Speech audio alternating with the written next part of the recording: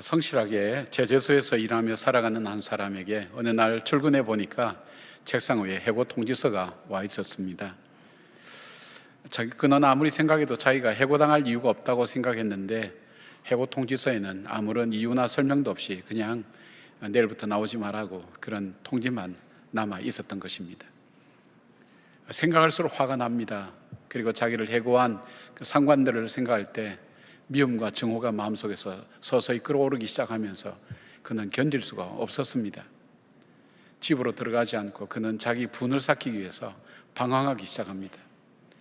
자기에게 찾아온 좌절, 그리고 가족에 대한 책임감, 여러 가지 염려와 분노가 자기 마음속에 있으면서 집에 들어갈 수가 없었습니다. 그리고 쓰던 돈도 다 떨어지고 몸도 많이 상해서 조치해준 모습으로 집에 들어갔습니다. 아내가 여전히 기다리고 있었습니다. 그리고 그 아내에게 마음을 열어서 이렇게 얘기합니다. 여보, 나는 최선을 다해서 다 살았어. 그리고 열심히 살았어. 근데 나에게 돌아온 거는 해고 통지서야. 난 더 이상 내 가는 길이 끊어졌다는 생각이 들어서 더 이상 난 내 앞길을 갈 수가 없어. 그리고 지금 내 심정은 그냥 죽고 싶어. 내가 할 수 있는 일이 아무것도 없어. 내 아내가 지혜로웠던 모양입니다. 그 남편의 얘기를 찬찬히 듣습니다. 그리고 이렇게 얘기합니다. 여보, 당신이 너무 힘들어하는 것 제가 잘 알아요. 당신이 열심히 살아온 것도 저는 잘 알아요.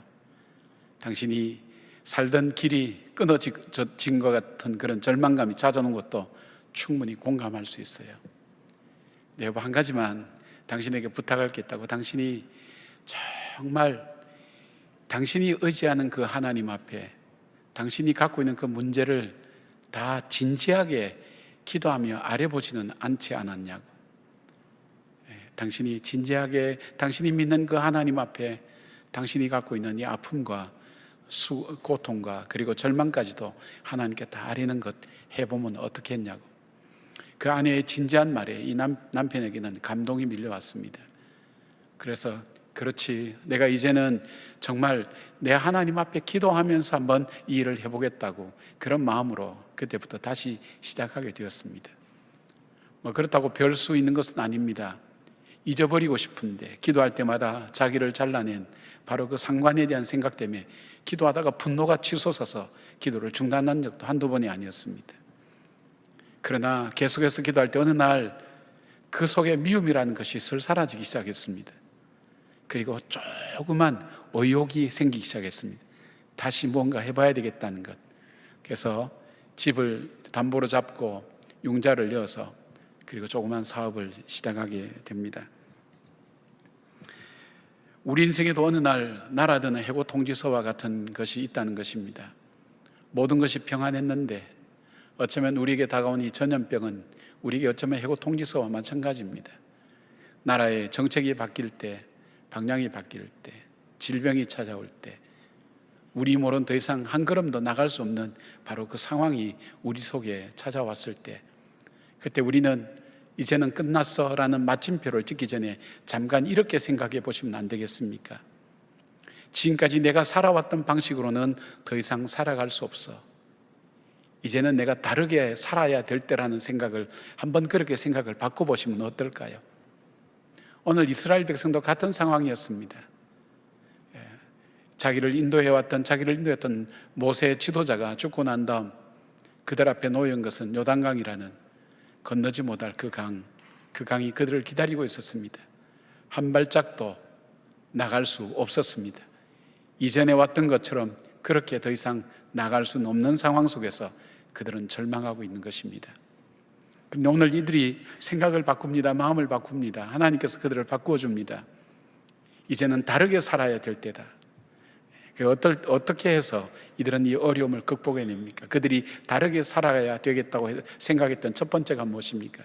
첫 번째는 이제는 하나님과 함께 새로운 길을 만들어가며 걸어가야 되겠다는 생각을 하게 된 것입니다. 쉽게 말씀드리면 전에는 내가 내 길을 걸어왔지만 이제는 없던 길을 하나님과 함께 만들어가면서 가는 길, 바로 믿음의 길을 걸어야 되겠다는 생각으로 바뀌어지게 된 것입니다. 여호수아와 이스라엘 백성은 하나님께서 요단을 건너 가나안 땅으로 가라고 명령하셨습니다. 그리고 본문 4절에 보니까 너희가 이전에 이 길을 지나보지 못하였음이라 그렇게 말씀합니다. 가야 되지만 한 번도 가보지 못한 그 길을 가야 된다는 것 자체가 불안과 두려움이 아니겠습니까? 광야길을 가는데 가장 필요한 것이 딱 두 가지가 있는데, 하나는 지도와 또 하나는 안내자라고 합니다. 안내자가 없이는 길을 잃어버린다는 것입니다. 자기들을 40년 안내해왔던 자기들의 지도자인 모세를 잃어버리고 그들은 무엇을 해야 될지 모릅니다. 어디로 가야 될지 알지 못합니다. 갈팡질팡합니다. 게다가 그들은 한 번도 가보지 않는 그런 길이었습니다. 경험이 없다는 것입니다. 그리고 게다가 요단강이 있는데, 이 요단강은 그때가 이 보리를 베는 추수하는 시기가 되어서 물이 범람해서 어떤 책에 보니까 12척이나 되는 깊은 물, 유유히 흐르는 깊은 강물이 그들 앞에 놓여 있었습니다. 그들에게 가장 중요한 것은 용기가 꺾여버린 겁니다. 우린 더 이상 할 수 없다는 것. 그들이 앞으로 나가고 싶지만 이 모든 것을 잃어버렸습니다. 더 이상 나갈 힘이 없었습니다. 그들을 붙들고 있고 막고 있는 이 모든 것들이 그들로 하여금 한 발짝도 앞으로 나가지 못할 바로 그 상황에 처해인 것입니다. 바로 그것은 두려움의 길이요, 불안의 길이요, 절망의 길이었습니다. 그런데 하나님께서는 말씀합니다. 이 강을 건너는 방법을 이렇게 말씀합니다. 8절 보니까 너는 언약궤를 맨 제사장들에게 명령하여 이르기를 너희가 요단 물가에 이르거든 요단에 들어서라 하라. 갈라놓고 가라 그러면 가겠는데 그냥 덮개를 메고 물속에 그냥 들어가라는 겁니다. 이게 이해가 안 되는 말입니다. 13절 보니까 온 땅에 주 여호와의 궤를 맨 제사장들의 발바닥이 요단물을 밟고 멈추면 요단물 곧 위에서부터 흘러내리던 물이 끊어지고 한 곳에 쌓여 서리라. 그래 되면 요단강이 갈라지겠다는 얘기입니다. 이거 믿을 수 있는 얘기입니까, 여러분? 이스라엘 백성이 홍해를 건널 때는 하나님께서 홍해를 갈라놓고 걸어가라 했기 때문에 건널 수 없는 그 길을 그들이 건넜습니다. 그러나 이제는 상황이 달라졌습니다. 이제는 흐르는 강, 어쩌면 빠져 죽을지 모르는 그곳으로 가라는 것입니다. 덮개를 메고 가라는 것입니다. 이스라엘 백성에겐 더 절망적인 얘기일 수도 있습니다. 그러나 이들은 사명을 가진 사람들이었습니다. 이제는 내가 판단해서 환경과 여건과 내 힘으로 내 능력으로 살아가는 건 내려놓고 이제는 내가 갈 수 있는 단 한 가지 이유가 있다면 하나님의 말씀에 순종해서 그 말씀대로 따라가겠다. 이것이 믿음의 길입니다. 그리고 이 길은 없던 길을 만들어가는 길이었습니다. 홍해가 길이 될 줄 누가 알았습니까? 요단강이 길이 될 줄 어떻게 알았습니까? 인간이 상상하지 못하는 하나님이 만들어 가시는 그 길, 그 길을 이 백성들은 따라가는 것, 이것이 믿음의 길입니다. 믿음에 대해서 얘기하고 있는 아브라함, 그는 본토 친척 아비 집을 떠나 갈 바를 알지 못하고 갔다고 했습니다. 자기에게 익숙했던 관계, 익숙했던 환경, 익숙했던 모든 것 다 떠나보낸 다음 그는 그보다 더 심각한 문제는 어디로 가야 될지 갈 바를 알지 못하고 갔다는 것, 가야 될 단 하나의 이유가 있다면 바로 하나님의 말씀, 그 말씀에 순종해서 가는 것, 그것이 바로 믿음의 길인 것입니다. 여러분 어떤 어려움 만나셨습니까? 더 이상 나는 아무것도 할 수 없다고 그렇게 절망하십니까? 나는 이렇게 해도 별로 의미가 없다고 생각하십니까? 그러나 여러분이 가야 될 이유가 있습니다. 그것은 없던 길을 만드셔야 됩니다. 그 길은 다른 사람이 만들어 놓은 길이 아닙니다. 하나님이 만들어 놓은 길, 하나님과 함께 만들어가는 길, 그 길은 바로 믿음으로 만들어가는 그 길입니다. 그것은 요단강을 가르는 길이요, 여리고를 무너뜨리는 길이요, 그리고 하나님께서 만들어 놓은 광야를 길로 만드시는 하나님의 그 길을 따라 걸어가는 그 삶을 말합니다. 그 말씀 의지하고 그 말씀 붙들고 다시 시작하는 것, 그것이 바로 믿음의 길인 것을 보게 됩니다. 지금 하나님은 지금 우리의 길을 만드시는 것이 아니라 우리를 통해서 하나님의 길을 만들고 계십니다. 오늘 여러분들에게도 동일하게 말씀하실 겁니다. 바로 오늘 우리가 살아야 될 이유가 있다면 지금 요단강에 물이 넘쳐 흐르고 우리가 한 번도 가보지 못한 길이고 지도자도 없고 그 다음에 우리에게 용기도 없고 희망도 없고 아무것도 없어서 갈 수가 없다고, 그럼에도 불구하고 우리가 걸어가야 될 단 하나의 이유가 있다면 나를 능하게 하신 그 주님, 나를 보배롭고 존귀하게 여기시는 그 주님께서 내 앞길을 책임지고 그 길을 열어가신다고 약속하신 그 말씀대로 나에게 인도해 가시기 때문입니다.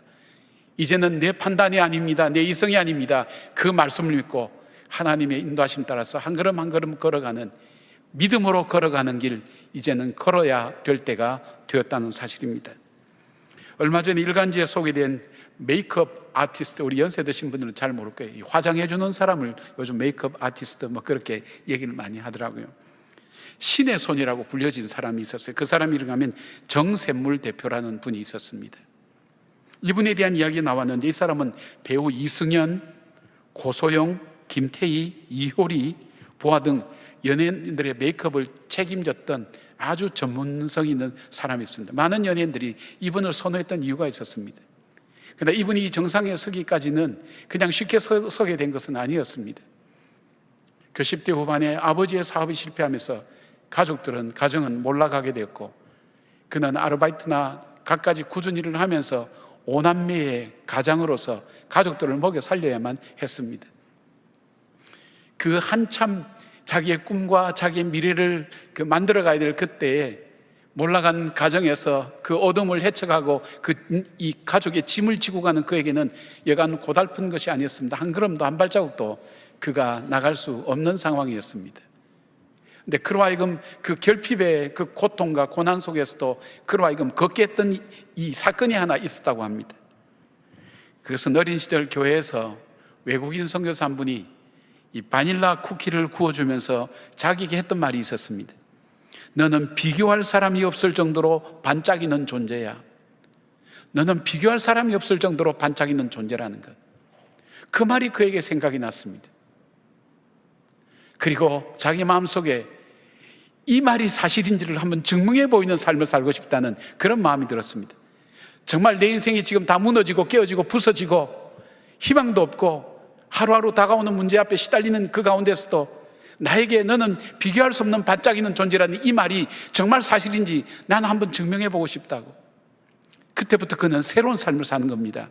내가 정말 비교할 수 없는 반짝이는 존재로서 내 삶이 어떤 것인가를 찾아가는 삶이 된 겁니다.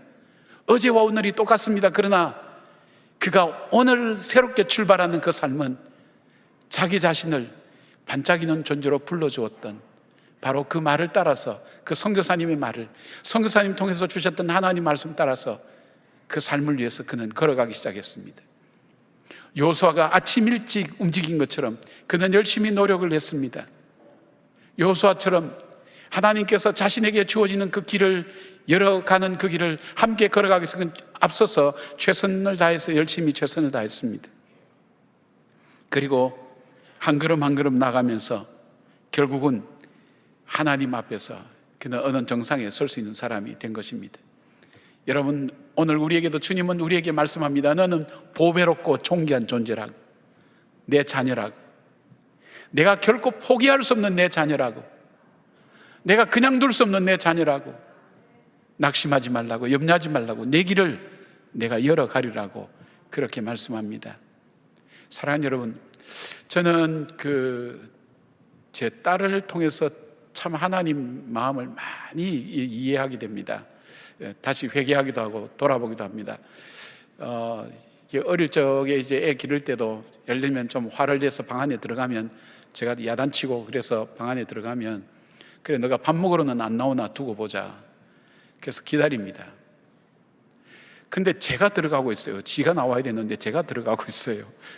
그래서 옆에 누워있는 걸 다 건드리면, 그러면 아빠 오셨어요, 아빠 죄송했어요, 이렇게 되면 얼마나 좋아요. 팩 돌아 눕습니다. 거기서 자존심 한번 또 팍 꺾입니다.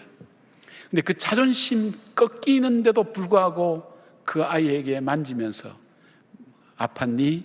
많이 힘들었니? 이야기할 때 제가 저 자신을 이해를 못 하겠어요. 얘가 이제 일찍 집을 떠났기 때문에 그 소식도 궁금하고 뭐 그렇습니다. 그래서 며칠 전에는 너 소식 좀 전해주라. 그러니까 아무 일도 없어요, 아빠. 근데 그 말이 심심하더라고요. 참 섭섭하더라고요. 여러분, 아무 일도 없어요. 제가 하나님 앞에 아무 일 없으면 기도 잘 안 하거든요. 제가 한 말하고 똑같이 하는 거예요. 너에 대해서 궁금해. 너가 어떻게 사는지 몰라. 너가 사는 집도 좀 찍어서 보내고, 너가 있는 하늘도 좀 찍어서 보내고, 너 얼굴도 좀 찍어서 보내. 일주일에 한 번이라도 소식을 좀 전해. 난 너가 궁금해. 너에게서 오는 소식이 가장 기뻐. 이제 그렇게 얘기했더니 오늘 이제 소식을 자기 사진 찍어서 보냈어요. 늘 보는 얼굴이지만 얼마나 반가운지 몰라요.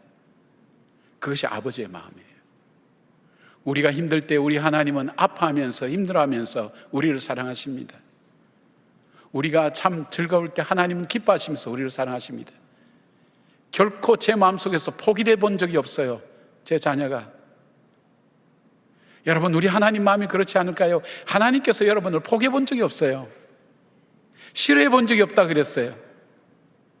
하나님께서 너는 보배롭고 존귀한 나의 존재야, 나의 자녀야, 그렇게 말씀하셨어요. 그리고 주님께서 그 길을 열어가시는 거예요.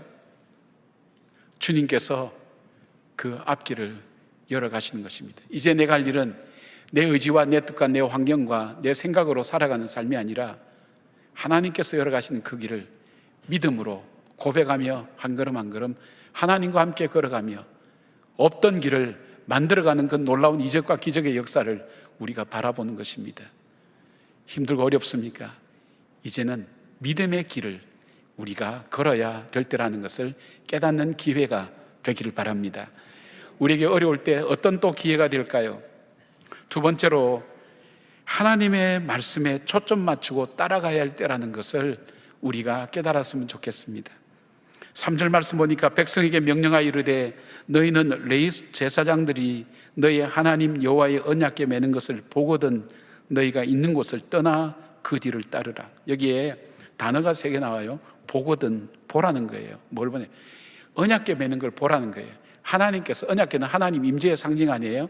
하나님께서 가시는 거 보거든. 두 번째, 떠나라. 너가 지금 절망과 좌절과 그리고 연약함 속에 머물러 있는 그 자리를 일어서서 떠나라. 그리고 뭐라 그럽니까? 그 주님을 따라가라는 거예요. 따라가라는 것. 우리가 길이 나 있고 여러 가지 조건이 좋을 때는 그냥 누가 안내자가 없어도 됩니다만은 정말 어렵고 힘들 때는 안내자가 바로 그 앞에 있어야 우리가 따라가는데, 앞서가시는 그 주님, 우리가 따라갈 수 있도록 우리 앞서가시는 그 주님, 그 주님을 네가 있는 자리에서 일어나서 그 주님을 따라가라는 겁니다. 그러니까 어려울 때는 이전의 우리의 삶보다는 더 가까이 주님 말씀에 초점 맞추고 주님 말씀에 의지하고 그 말씀을 따라가는 삶을 살으라 하는 그 말씀과 똑같은 것입니다. 왜냐하면 하나님의 그 말씀 속에 우리를 다시 일으켜 세우는 능력이 있고, 하나님 그 말씀 속에 우리가 어떻게 살아야 될지 어떻게 갈아야 될지 하는 지혜가 그 말씀 속에 있기 때문입니다. 여러분, 이 말씀은 단순히 여호수아가 이스라엘 백성에게 하는 명령이 아닙니다. 자기도 용기가 꺾이고 두렵고 무서워서 장막 속에 있을 때에 하나님께서 그에게 찾아오셨습니다. 하나님께서 찾아오셔서 지혜로운 하나님은 여호수아에게 그 마음을 일으켜 세우는 법을 알았습니다. 여호수아야, 모세가, 네가 생각하는 모세가 참 능력이 있었지. 예. 그 모세가 왜 능력이 있었는지를 아니? 아니요. 그것은 내가 함께 했기 때문이야. 내가 모세와 함께 했던 내가 이제 너와 함께 할 거야. 너는 강하고 담대해. 바로 이 여호수아에게 지난날 하나님께서 모세를 통해서 역사하셨던 것을 기억나게 했습니다. 보게 했습니다. 생각나게 했습니다. 그리고 여호수아 속에 그 하나님께서 함께 하신다는 용기와 힘을 주며 여호수아를 일어서게 했던 말씀, 두려움의 그 장막을 떠나 장막을 헤치고 나가서 하나님께서 가라고 명령하신 것을 걷게 하셨던 바로 그 이유가 있다면 바로 하나님의 그 말씀이었기 때문입니다. 바로 그 하나님의 말씀에 초점 맞추고 그 하나님 말씀을 따라가는 그 삶을 더 열심히 적극적으로 살아야 될 때라는 것을 하나님께서 말씀하고 있습니다.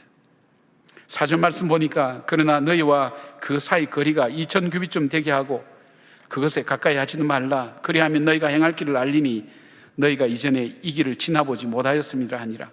한 번도 이 길을 지나보지 않은 두려운 길, 모르는 길, 무서운 길이라는 거예요. 그런데 이 길을 걸어가는 방법이 뭡니까? 저 앞서 2000규빗이니까 800m 정도 앞서가는 법궤, 왜 띄웠을까요? 그렇지 않으면 앞사람 뒤통수만 보고 걸어가지 말씀 보고는 못 가는 거예요.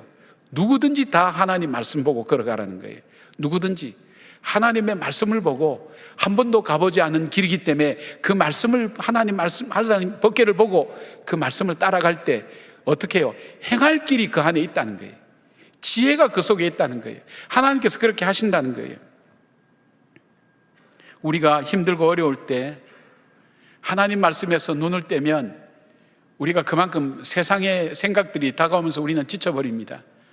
베드로가 무리를 걷게 하라는 주님께 요청을 하고 그는 주님께서 무리를 걸어오라고 그래서 예수님의 얼굴을 보고 무리를 걸어갔습니다. 그런데 베드로가 갑자기 파도가 두려워서 예수님에게서 눈을 뗄 때에 그 파도의 두려움이 그 속에 밀려오면서 그는 물속에 빠져들어갔습니다. 주님을 응시하고 주님께 초점 맞추고 갈 때에는 무리를 걸을 수 있는 능력이 그에게 있었습니다. 그 길을 걷는 법을 아는 지혜가 그 속에 있었습니다. 하나님은 베드로가 걸어놓은 법을 알고 계셨습니다. 그러나 거기서 눈이 떼어지기 시작했을 때 그는 물속에 빠질 수밖에 없었습니다. 그래서 여호수아는 어렵고 힘들 때일수록 하나님 말씀 앞에 더 가까이 다가가서 그 말씀 붙들고 살으라는 것을 말씀하고 있습니다. 우리 어르신 한 분이 보내주신 이야기가 있는데 그 재밌는 얘기 좀 소개를 했으면 좋겠습니다. 김장한 목사님의 큰아들이 김요셉 목사님입니다. 근데 그 사모님은 미국 사람입니다. 근데 김장한 목사님이 한국에서 여기서 초등학교 3학년 때까지 학교 다니다가 안식년 맞이해서 이 초등학교 4학년 때 어머니의 고향인 미국 미시간주에 아마 그쪽으로 가게 된 모양입니다. 가게 되니까 학교에 입학을 해야 되니까 이 3학년까지 있었으니까 4학년에 입학을 시켰습니다. 근데 참 아이러니하게 이 김요셉 목사님은 엄마하고 영어로는 대화를 많이 해봤지만은 영어를 배워본 적이 없답니다. 그때만 해도 초등학교 때는 영어를 하지 않지 않았습니까? 요즘은 잘하지만 영어를 배워본 적이 없답니다. 그런데 영어로 수업하는 영어 수업 시간에 들어갔으니까 이 어린 나이에 얼마나 두렵겠습니까? 저 파란 눈을 가진 영어를 못하는 이상한 아이, 그렇게 놀리면서 자기는 한국에서도 혼혈하라고서 미국 가서도 그렇게, 그리고 나는 여기서 좌절되고 절망되고 더 이상 내가 미국 생활에 적응하지 못할까 하는 이 아이에게 두려움이 참 많았던 거예요. 근데 마침 첫 시간이 무슨 시간이냐면 이 영어 단어 이제 테스트하는 시간이었습니다.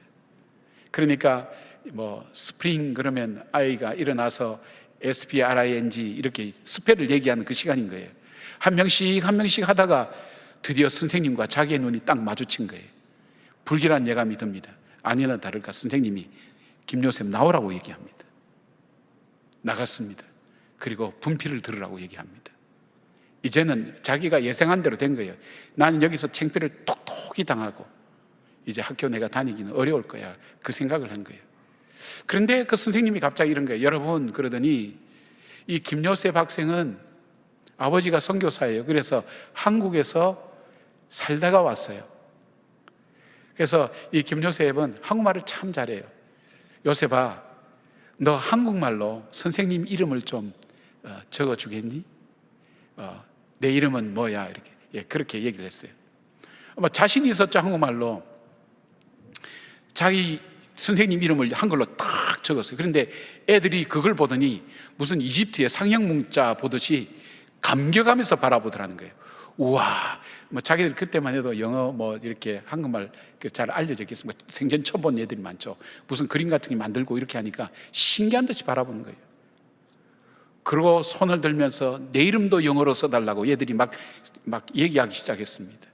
선생님은 그럽니다. 요셉은 그래서 한국말을 참 잘해.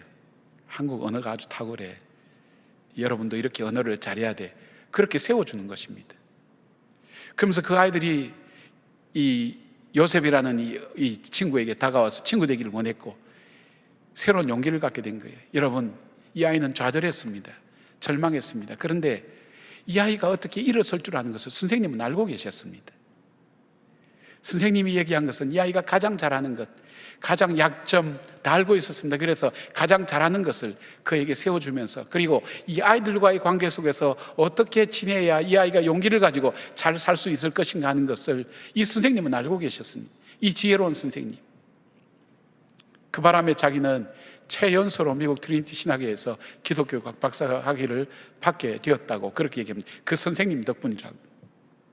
여러분, 우리 하나님이 그런 지혜가 없으실까요? 하나님은 내 약점도 아십니다. 내 부족함도 아십니다. 나의 연약함도 아십니다. 내 능력도 알고 계십니다. 근데 그 하나님이 그런 지혜가 없을까요? 나로 하여금 가보지 않는 그 길을 갈 때 그 길을 걸어갈 수 있는 능력을 나에게 주십니다. 나의 연약함과 약점을 알기 때문에 나로 하여금 어떻게 하면 걸어갈 수 있는 지혜도 나에게 주십니다. 그 주님을 붙들고 나가라는 겁니다. 사랑하는 여러분, 여러분이 여러분의 지혜와 환경을 의지하고 살아와서 힘들었다면 이제는 내가 더욱더 하나님 말씀을 붙들고 하나님 말씀 따라 그 말씀 속에 있는 교훈과 그 말씀 속에 있는 책망과 그 말씀 속에 있는 바르게 함과 의로 교육하기에 유익한 이 모든 것들을 그 말씀 속에서 내가 붙들고 하나님에게서 눈을 떼지 않고 내 앞서 가시는 그 하나님을 따라가는 그 믿음으로 살아야 될 때라는 것을 우리는 다시 확인하셔야 됩니다. 사랑하는 여러분, 하나님의 능력은 요단강을 건너게 할 뿐 아니라 담대하게 가나안을 정복할 믿음의 용사로 만들어가는 겁니다. 그리고 이 과정을 통해서 하나님은 여호수아를 지도자로 세워나가는 과정이었습니다. 바로 여호수아가 지도자로 세워지고, 그리고 이들이 단순히 요단강을 건너는 것만 아니라 바로 요단강을 건너서 가나안 땅을 물리칠 하나님의 용사로 세워지는 이 일들을 주님께서 이 과정을 통해서 훈련시켜 나가는 것입니다. 그래서 그들이 그 전쟁을 칠 때에도 바로 하나님의 말씀을 따라서 흐트러짐 없이 말씀에 초점 맞추고 걸어갈 때 그들은 승리하게 될 수 있었습니다. 이것을 이미 여호수아에게 말씀하셨습니다. 여호수아야, 너가 좌루나 우루나 치우치지 말고 내가 너에게 명령한 이 모든 말씀을 다 지켜 행하라. 그리하면 내 길이 형통하리라 하시는 그 말씀처럼 하나님은 말씀 붙들고 가는 이스라엘 백성들의 길을 인도하셔서 그 길을 형통케 하셨고, 길이 없던 요단강을 길로 만드셨고, 여리고를 길로 만드셨고, 주님은 바로 승리의 길, 바로 가나안을 정복하며 하나님의 백성 되는 놀라운 길들을 바로 만들어 주셨다는 것입니다. 그 약속은 오늘 저에게도 우리에게도 동일한 약속입니다. 힘들고 어려울 때 내가 믿어도 소용없구나, 이것이 아니라 힘들고 어려울 때, 그러니까 내가 더욱더 하나님 말씀을 붙잡는다 이거죠. 붙잡고 쫓아간다. 하나님 앞에 그 말씀대로 내가 더욱더 의지하며 살아간다. 그런 기회로 삼으라는 것입니다. 여러분에게 이런 기회와 어떤 삶의 전환점이 이루어지기를 주의 이름으로 축복합니다. 세 번째로 우리가 변화해야 될 것이 뭘까요? 다르게 살아야 될 것. 그것은 바로 우리 자신을 스스로 성결케 하는 것입니다. 5절 말씀입니다. 여호수아가 또 백성이 이르되 너희는 너희 자신을 성결하게 하라. 여호와께서 내일 너희 가운데서 기이한 일을 행하시리라. 내일 너희 가운데서 기이한 일을, 놀라운 일을 하나님이 행하시는 그 조건이 뭐냐면 너희 자신을 성결하게 하라는 겁니다. 성결하게 한다는 이것을 표현하면 여기 보니까 원래 원어 카다시라고 하는 이 동사에 여기 죄기 명령형으로 되어 있으니까 스스로 성결하게 하라는 것은 뭐냐면 네가 스스로 거룩하게 하라는 거예요. 구별되게 하라는 거예요. 세속에서 구별하라는 거예요. 그리고 법궤를 따라간다, 하나님을 따라가는 백성은 그 거룩한 하나님의 성품과 하나님의 속성을 담기 위해서 그렇게 따라가라는 겁니다. 그 말씀입니다. 레위기 14장 11장 45절에서처럼 내가 거룩하니 너희도 거룩할지라는 말씀처럼 하나님의 백성이 하나님과의 관계를 우선순위로 생각하고 세속적인 것으로부터 스스로 구별된 삶을 이루라는 그런 명령입니다. 여러분, 하나님께서는 이스라엘 백성이 가나안 땅에 들어가는 것도 목적이지만 가나안 땅에 들어가서 그들이 하나님과 교제하고 하나님의 통치함을 받으며 하나님 나라를 세우는 것, 그것이 하나님께서 이스라엘 백성을 향한 목적입니다. 여러분, 하나님께서 그러기 때문에 이스라엘 백성을 인도해 가십니다. 그런데 여러분, 정말 이스라엘 백성에게 문제가 됐던 게 뭘까요? 광야길을 걸을 때 그들이 식량이 없어서 문제가 됐나요? 그들에게 물이 없어서 문제가 됐나요? 그들에게 시원하게 가려주는 구름이 없어서 문제가 됐나요? 밤에 추위 때문에 문제가 됐나요? 아말렉이라는 적들이 쳐들어온 것이 문제된 게 하나도 없어요. 물이 없어서 문제가 된 거 없었어요. 반적을 써서 물을 줬어요.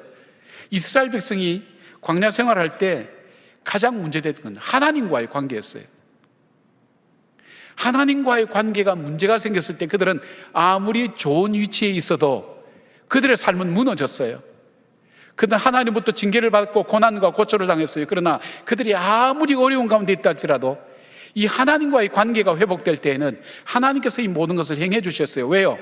하나님은 전지를 창조하신, 전지전능하신 하나님 아니십니까?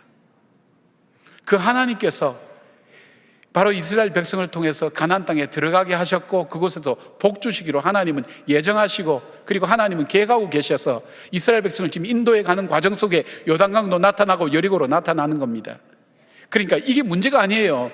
정말 문제는 내가 하나님과의 관계가 성결하고 하나님과의 교제가 이루어지고 하나님과의 관계 속에서 내가 세속적인 것에서 구별해서 하나님 앞에 바르게 산다면 모든 복의 근원 되신 하나님께서 왜 나를 축복해 주지 않겠냐 이겁니까?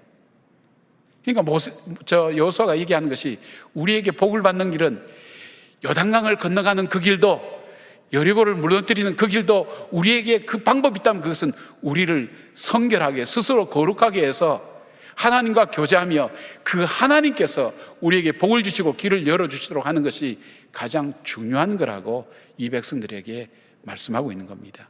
스스로 성결하게 하라. 여러분, 일이 어렵습니까? 내 삶이 어렵습니까? 내가 가는 길이 자주 막힙니까? 무엇이 문제일까요? 여러분의 능력이 부족했나요? 자본이 부족했나요? 지혜가 부족했나요? 인맥이 부족했나요? 정말 그것이 부족했나요? 그것이 문제가 아니라는 겁니다. 이 모든 것을 공급하시는 그 하나님과의 관계에 문제가 있다는 겁니다. 그 하나님과의 관계에 내가 그 하나님과 나를 맡고 있는 죄가 있다면 그 죄를 자복하고 하나님께 회개하며 하나님의 그 은혜의 보좌 앞에 담대히 나갈 때 그 하나님께서 우리의 삶을 열어가시고 우리를 축복하시고 우리를 복 주신다는 것입니다. 여러분, 이렇게 생각해 보십시다. 제가 신유의 은사를 받았습니다. 기도하면 손 흔들 때마다 병자가 다 난다. 전 좀 신유의 은사 달라고 지금 기도하고 있습니다. 우리 교인들 아픈 가정이 많기 때문에. 근데 제가 신유의 은사가 아주 강하게 나타납니다. 심지어는 거의 죽었던 사람도 다 살아나는 그런 능력이 있다고 생각하십시다. 현재는 없습니다. 오해하지 마십시오. 근데 한 분이 병에 걸렸어요. 그 병에 걸린 이유는 하나님께서 이 사람을 병으로 그 죄를 좀 깨닫게 하기 위해서 그 병을 통해서 이 사람을 힘들게 하고 있는 거예요. 뭐 약 먹어도 소용도 없고 하나님이 하셨으니까 의사가 무슨 소용이 있겠어요, 그죠? 그러니까 결국은 안 되다 하나님 앞에 온 거예요. 엎드린 거예요. 근데 이 사람이 낫는 방법이 뭘까요? 우리 목사님께 기도받으면 병이 낫는다. 제가 신유은사가 강하니까 기도할 때 나을까요? 이상한 믿음을 갖고 계신 것 같아요. 나을 것 같은 표정으로 저를 보시는데 안 낫습니다. 왜요? 병을 낫게 하신 분은 하나님이시기 때문에. 근데 근본적인 것은 내가 하나님께 회개하고 하나님의 뜻대로 내 삶이 바뀌어질 때 구태여 쟤한테 신의 은사 강한 사람한테 기도받지 않아도 낫는다는 겁니다.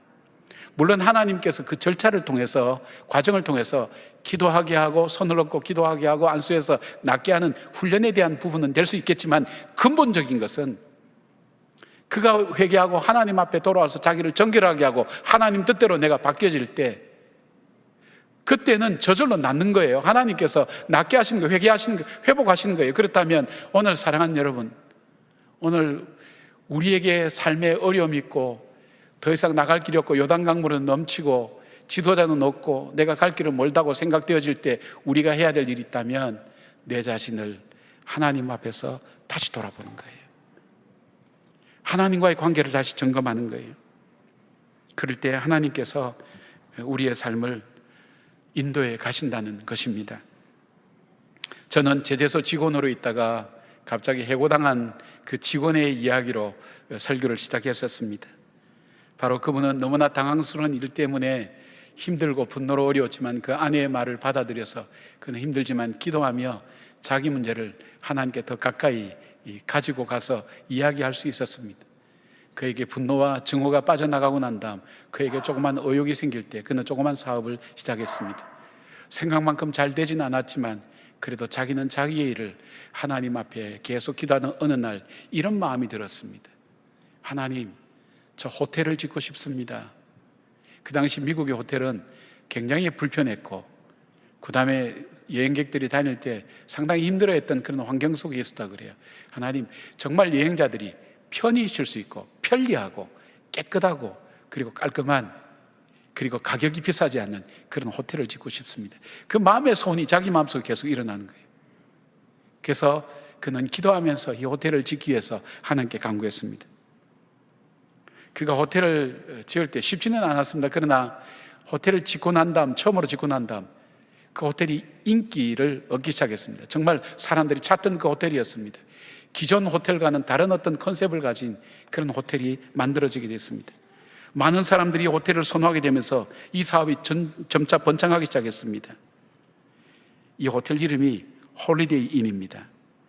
이 전 세계적으로 이분이 은퇴할 때인 1979년도까지 50개 국가에 1759개가 있었다니까 얼마나 지금은 엄청나게 많죠. 여러분, 요 고대 앞에 여기도 홀리데이 인이 있었는데 여기 없어졌더라고요. 전 세계 체인입니다. 가장 무난한 호텔 중에 들어갑니다. 미국 가서도. 근데 이분이 누군가 하면 바로 캐먼스 윌슨이라는 사람입니다. 캐먼스 윌슨. 그의 인생길에 캐먼스 윌슨 씨와 같은 해고 통지서를 받은 일이 바로 저희들 삶 속에 혹시 있었습니까? 그는 좌절과 분노였지만 그가 이렇게 큰 호텔을 체인을 만들었다는 그것보다 그에게 더 중요한 것이 있다면 그는 삶의 방법이 달라졌다는 것입니다. 그는 자기 길을 열어간 것이 아니라 하나님이 열어가시는 그 길을 따라가는 것입니다. 믿음의 길을 걸어간 겁니다. 그리고 그는 순간순간 앞서가시는 그 주님을 쫓아갔습니다. 더 나아가서 자기 자신을 성결하고 거룩하게 세워나가며 하나님의 인도하심 앞에서는 삶으로 바뀌어지게 된 것입니다. 체인을 이루었던 것, 큰 호텔의 체인을 이룬 것보다도 더 크고 놀라운 것은 이 모든 들의 주인 되시는 그 주님과 동행하는 믿음의 삶을 살며 여호수아처럼 하나님이 약속하신 그 복을 누리는 사람이 된 것입니다. 사랑하는 여러분, 여러분이 힘들다, 어렵다, 나에겐 절망이다 할 때 이제는 나는 끝났어 마침표 찍기 전에 한 번만 다시 생각해 보십시오.